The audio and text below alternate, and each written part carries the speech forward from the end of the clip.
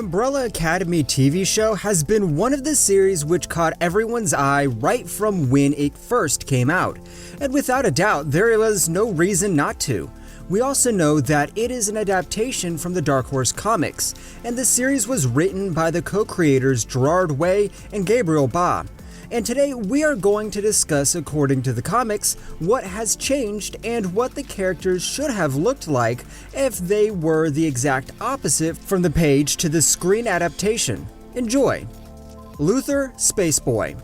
Starting off our list with number 1, of course, and that is Luther, who is played by Tom Hopper. Now, we all know he is a big man, but get this, his physique was even toned down in the adaptation for the big screen when compared to the comics. In the series, his beefy body is almost always covered up in clothes, and when his true body is revealed, we can see the patches of hair and the gorilla-like resemblance, which he got as a side effect when his father injected him with an experimental serum to prevent his death after being injured while fighting the crime.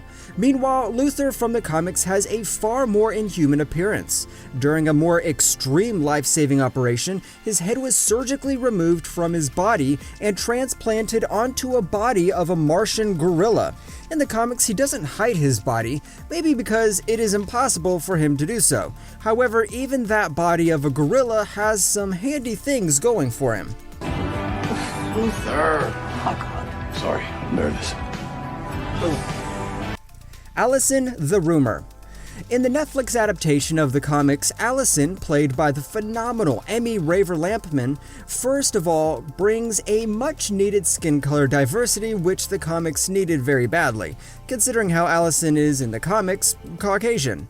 One of the big differences between the two is the appearance of her hair. In the comics, she has purple hair, while in the big screen adaptation dyed blonde hair. And the purple is even her natural color, because even in the flashbacks when being depicted as a baby, she has the same hair color.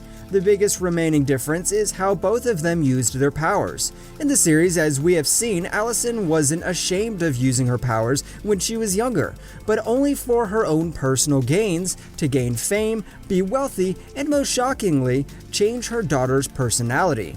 On the other hand, though, in the comics, Allison is more confident and is not shy to use her mind control powers whenever she wants, for whatever purpose it is, inevitably both of them after a while subsequently hitting rock bottom. We haven't officially met. I'm Lila. It is so nice to meet you. Number 5. Number 5, played by Aidan Gallagher, simply put, is a bitter time-traveling 58-year-old man trapped in a 13-year-old boy.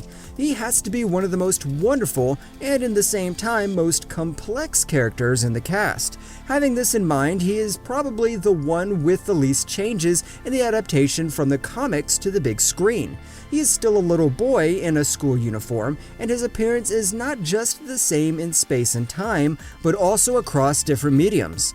The only real difference, and an understandable one at that too, is when, compared to the comics in the series, he engages in slightly less explicit debauchery. It would have just been too much.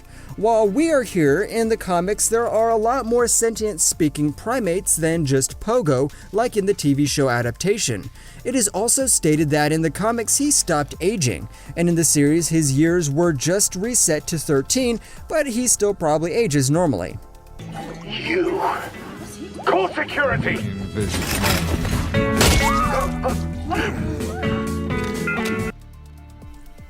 Vanya, the White Violin.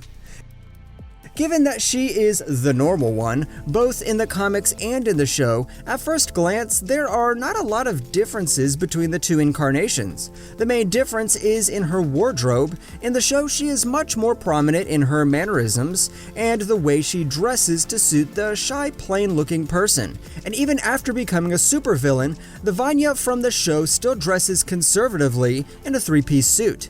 In the comics, however, right from the start and when she's speaking, she always conveys confidence.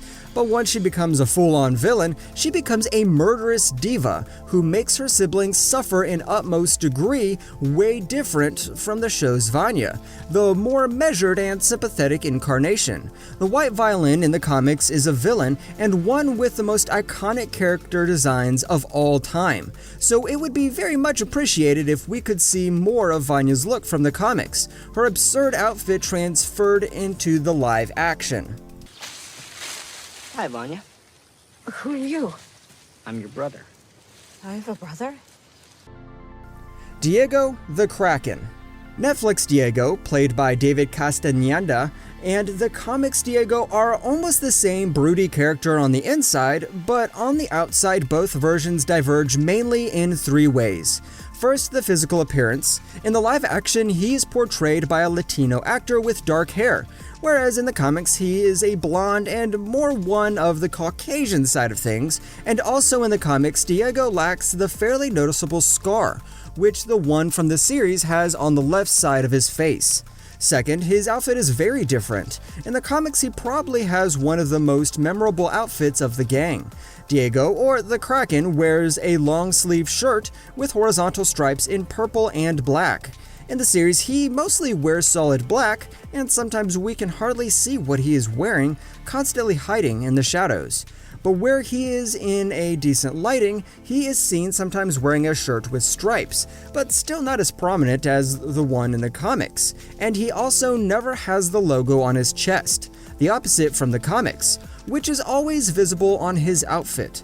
And lastly, his powers. The Diego from the show has the ability to steer objects with his mind, mostly knives. Now in the comics, despite him being fond of knives, he has other superpowers. He can hold his breath indefinitely, and thus having his codename Kraken, which he does not seem to have in the live-action counterpart. Mother, this is Diego. My boyfriend. What? Claus the Seance. If you thought Robert Sheehan's portrayal of Claus is pale, then you haven't seen the Claus from the comics. Simply put, he has the physical manifestation of the world of the dead. Considering his powers, we know how he got there. A sequence in the show, however, it just might be in homage to his original look.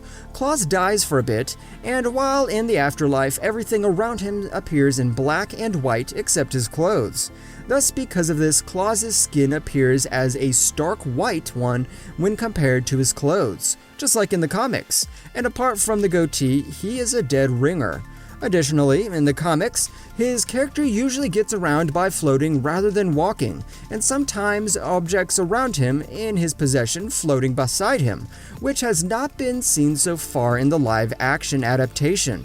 And because of the obnoxiously fast pace of the comic, how this power works was never explained, which is totally absent in the live-action.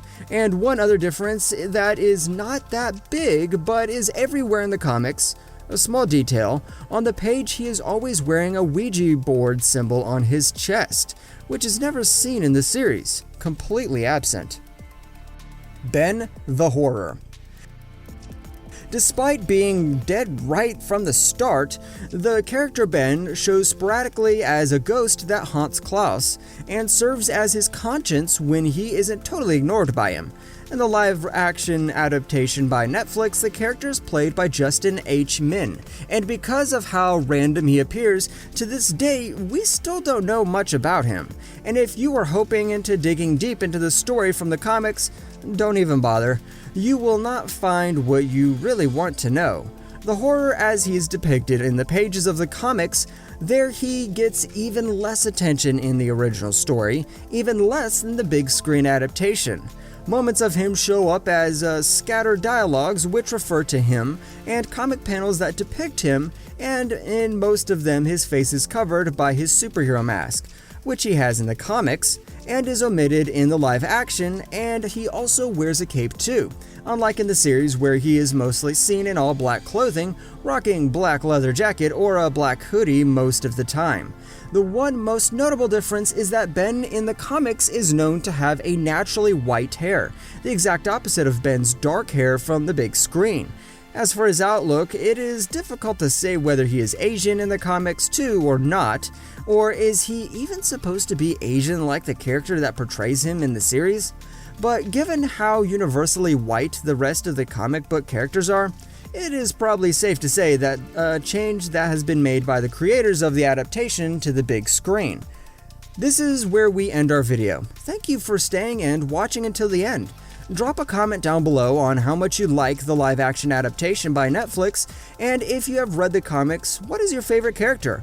And don't forget to like, subscribe, and hit the bell icon for more videos like this on the channel.